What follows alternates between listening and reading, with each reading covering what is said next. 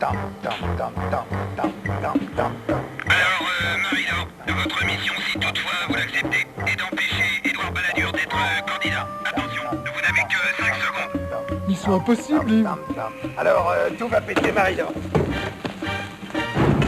Tellement mieux, le pire de Carl Zero et du Zérorama, samedi à 18h40. Tellement mieux.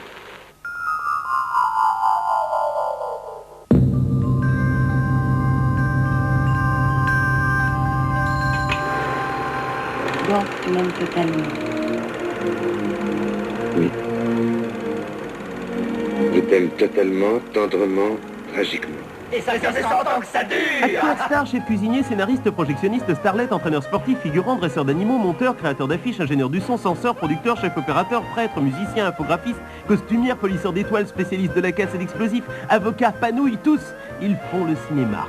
Avec 100 petits films qui racontent le cinéma vivant en train de se faire partout dans le monde, Canal+ fête 100 ans de cinéma, dimanche 19 à partir de 14h05 et vous en prenez pour 9h.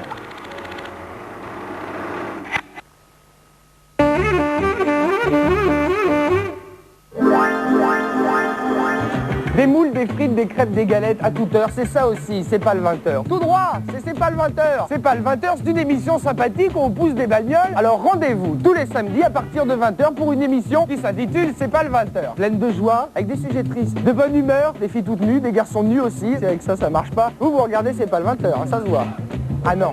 Alors on va peut-être la refaire. Une émission que tout le monde regarde, C'est pas le 20h. Rendez-vous tous les samedis à partir de 20h. Vous regardez C'est pas le 20h. Oui, tout le monde regarde, non?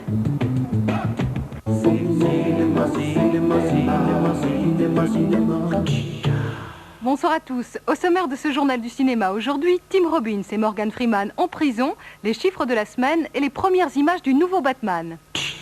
Alors tout d'abord, j'aimerais attirer votre attention ce soir sur Les Évadés. Il s'agit d'un premier film écrit par le scénariste du Frankenstein de Branagh qui a réussi l'exploit de rafler 7 nominations aux Oscars. Vous pouvez d'ores et déjà vous faire une idée par vous-même puisque le film est sorti en France depuis hier. En attendant, comment expliquer un tel succès? Tout d'abord, l'histoire, tirée d'une nouvelle de Stephen King, se déroule en prison, un thème toujours très efficace au cinéma. Ensuite, le casting est en béton, Morgan Freeman et Tim Robbins au mieux de leur forme, constatez. I believe in two things. Discipline and the Bible. Here you'll receive both. It's not so much about prison as it is about being surrounded and finding a way to smile and to have hope in the middle of a seemingly inescapable situation. Why'd you do it? I didn't, since you asked. You gonna fit right in. He's a sloucher. Prisoners and maximum security have many needs just to get from day to day. A magazine, a book, a joint. And this guy, being, I say, the operator that he is, manages that for them. Josiane Balasco et son gazon maudit continuent à dominer le marché français. En troisième semaine, la comédie bisexuelle de l'année réalise le même score qu'en première semaine. Tous les espoirs les plus fous sont permis. L'autre événement, c'est un Indien dans la ville qui vient de passer le cap du million d'entrées à Paris. Pour obtenir le Total France, il suffit de multiplier par 6. C'est presque aussi énorme que les visiteurs, pour l'instant. Stargate aussi se porte bien, merci. Une excellente implantation en province voit cette production intergalactique de frôler les 2 millions d'entrées France en un mois. Les enfants sauvages ont décidément la cote. Après l'Indien de Thierry Lhermitte, voici la sauvageonne de Nell qui réalise un bon démarrage. La popularité française de Jodie Foster est en soi une garantie de réussite commerciale. Vanessa Paradis se maintient d'un cheveu en 5e position. Elisa fléchit mais parvient à pousser Harcèlement hors de notre top 5. Hier, sur Paris et sa périphérie, Prêt-à-porter de Robert Altman a créé la grosse surprise. Plus de 18 000 spectateurs dans seulement 24 salles. Malgré la Coupe d'Europe de football et des critiques dans l'ensemble hostiles, la mode est plus que jamais à la mode.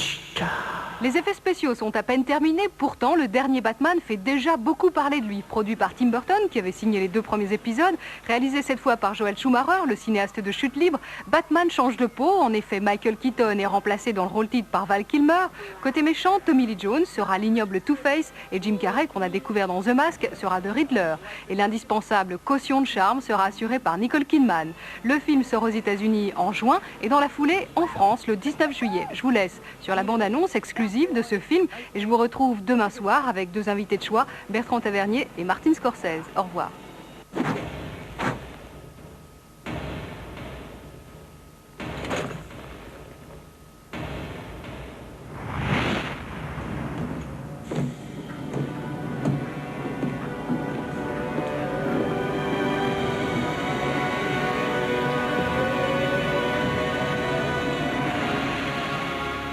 Can I persuade you to take a sandwich with you, sir?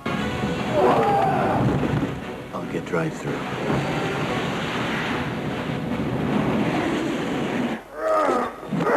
Bruce Wayne. In the flesh. Gonna need that handbag. Yes. My invention beams any TV signal directly into the human brain. Mind manipulation, tampering with people's brain waves, it just raises too many questions.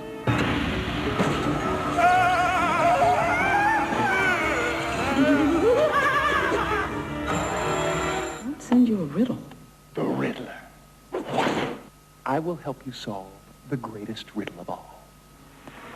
Who is Batman? Lock. Night, please. Midnight. Chair.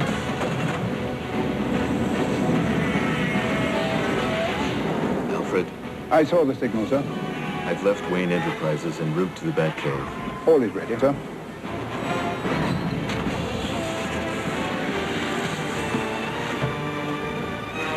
Let's start this party with a bang!